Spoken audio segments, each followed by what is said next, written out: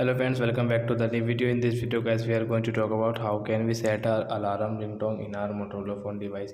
Guys, you want to set your alarm ringtone, so guys you can set. And guys, now let's see how to set alarm ringtone in Motorola phone. In this video guys, we will talk about it. So before starting video friends, I want to tell you, if you need my channel and you are watching my video first time, so first of all go and subscribe my channel, click the bell icon and like my video.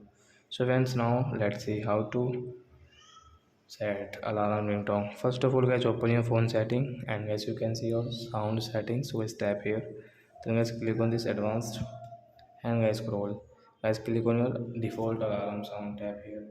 So which alarm sound guys you like, guys choose anything. Ringtone, alarm ringtone like beep beep alarm, buzzer alarm, carbon, helium.